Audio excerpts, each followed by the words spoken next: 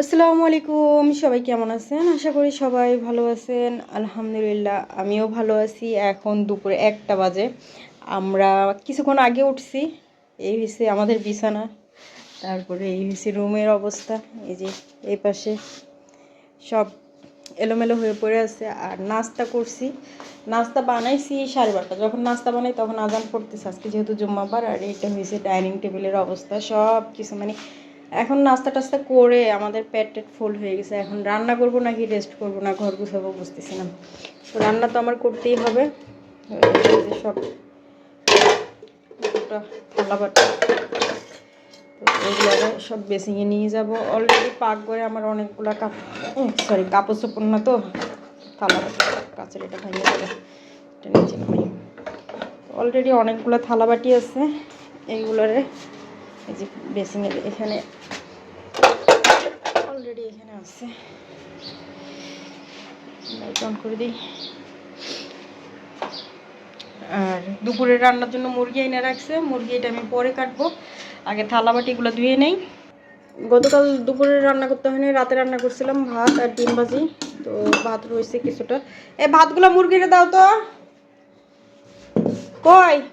আর এই যে আচার বানাইছিলাম না, আচার যতদিন পর্যন্ত শেষ না হবে ততদিন পর্যন্ত এরকম খাইতেই থাকবে।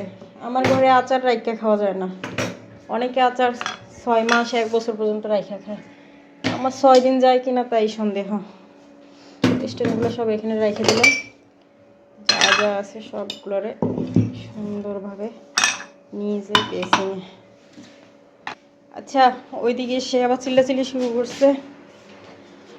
লাইভে কে গেছে, ফেসবুকের লাইভে ফুল দেয় না, কোনো কিছু দেয় না, শুধু সারাক্ষণ বসায় রাখে, তার মাথা গরম হয়েছে। এই যে ভাতগুলো আছে না, এগুলো মুরগির নিয়ে দাও নি, এগুলোর সাথে মুরগির আদার মিক্স করে দাও, মুরগির আদার মিক্স করে দাও। এরপর পাতিল আর এই ঢাকনা, এটা দিয়ে দাও। ঢাকনা আমি এখন নিয়ে যেতেছি। এখানে 1 ডেকচি পানি বসিয়ে দিলাম, পরবর্তীতে রান্নাতে আমার কাজে আসবে, তাড়াতাড়ি হয়ে যাবে। আর এখন টেবিলটা হালকা মোছানি দিয়ে দিই,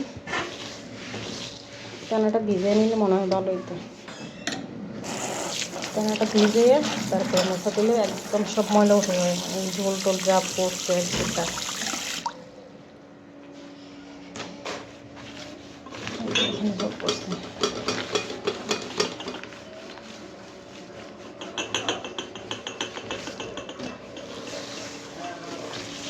আজকে আর আমি অত ক্লিনভাবে কোনো কিছু করবো না, মানে একদম নিখুঁতভাবে, জাস্ট উপরে উপরে।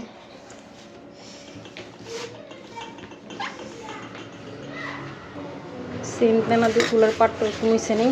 চুলার পাটটাও আমি অত ডিপলি ক্লিন এখন করবো না, কারণ সময় আমার খুবই কম।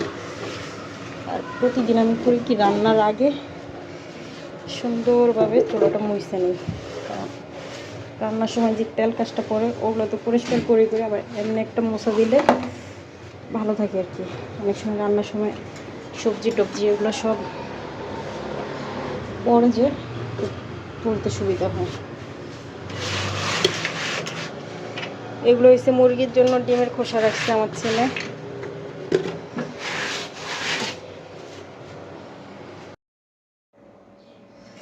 মুরগি কাটা শেষ, মুরগির মাংস ধুয়ে তারপরে আলু কেটে ধুয়ে তারপর পেঁয়াজ টেস্ট কেটে রেডি করে এখানে আলু আর মুরগির মাংস হলুদ লবণ মাখায় ম্যারিনেট করতেছি। রান্নার সব প্রস্তুতি শেষ, এখন যাব রান্নাতে।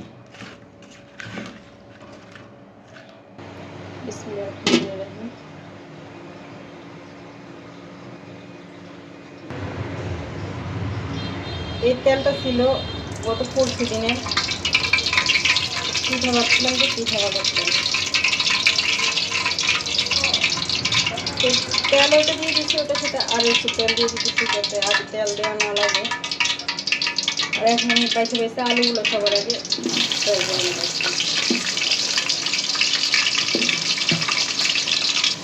এদিকে আলু ভাজতে দিয়ে ওইদিকে চলে গেছিলাম চালগুলো দিয়ে রাখতে। চাল ধোয়া শেষ, পানি দিয়েছি, আর আলু এদিকে অনেকটা লাল লাল সুন্দর করে লাল লাল দিয়ে দিতে। আলু তোলা শেষ হয়ে গেছে, এখন দিয়ে দেবো মাংসের পিস।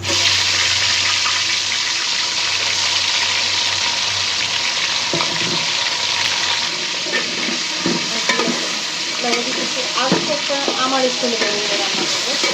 তো অনেকটা খাস্তার মতো হবে আর অনেকটা বিরিয়ানির মতো হবে।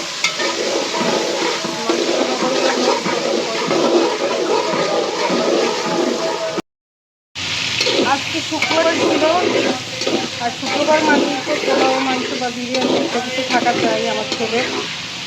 ও যেহেতু বাসায় নাই, ওর একটা ইনভাইটেশন আছে, ওখানে গেছে। আমরা দুইজন মানুষ, তাই আজকে একটু অল্প পরিমাণে রান্নাটা করতেছি। রাতের বেলা এসেও অবশ্যই খাবে। এখানে মুরগির মাংস কয়েকটি, সেগুলো ফ্রাই করে নিতেছি। আর এইখানে আমি আলু আগেই ভেজে রাখছি।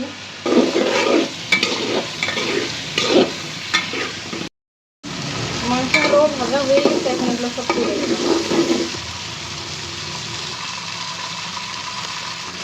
আর এখন দিয়ে দেবো পেঁয়াজ কেটে, একটু ফ্রাই হয়ে দেবো। তখন আমি বাকি সব মশলা বসাই। আচ্ছা, বাকি সব মশলা টশলা দিয়ে কষাই, তারপর মাংসটা হাফ সিদ্ধ করে তারপর চালগুলো দিয়ে তারপর আজকে আন্দাজ মতো পানি দিছি। এখন একটু লাড়তেছি আর মনে মনে ভাবতেছি পানির পরিমাণটাকে একটু বেশি হয়ে গেলো, লাস্ট একটুখানি না দিলে মনে হয় ব্যাপারটা ভালো হয়েছে। তবে যাই হোক, চালটা কিন্তু খুব সুন্দরভাবে ফুটছে আর এখনও একটুখানি ফোটা বাকি আছে। বাকি যে পানিটা আছে ওইটা ওঠা যাবে ইনশাল্লাহ। কিছুক্ষণ পরে আবার ঢাকনা উল্টে আবার এটা নাড়াচাড়া করে দিলাম, যাতে উপরের চালগুলো নিচে চলে যায়, নিচেগুলো চলে আসে, নয়তো এক সাইডে কাঁচা থাকবে, এক সাইডে হয়ে যাবে, এরকম হবে। এই জন্য সবগুলো সমানভাবে একটু নাড়াচাড়া করে যাতে সব সাইডে হিট পায়, এরকম করে তারপরে এখন এখানে অনেকটা লেপতে দিতেছি। কারণটা হচ্ছে যে ভাবটা যেন চালের মধ্যেই থাকে, চাল থেকে যাতে বের হয়ে না যায়। তো এটা হয়ে গেছে একদম লেপটানো। আর এখন দিয়ে দিব ঢাকনা। আর ঢাকনা দেখে কেউ অবাক হবেন না, কারণ ঢাকনাটা অনেকদিন ব্যবহার হয় না, ওই কারণে একটু মানে পোটা উঠে গেছে। তো এটা আমি ভালোভাবে ওয়াশ করে দিচ্ছি। আর কোনো জিনিস অনেকদিন ব্যবহার না হলেও এটা একটু খারাপ হয়েই যায়।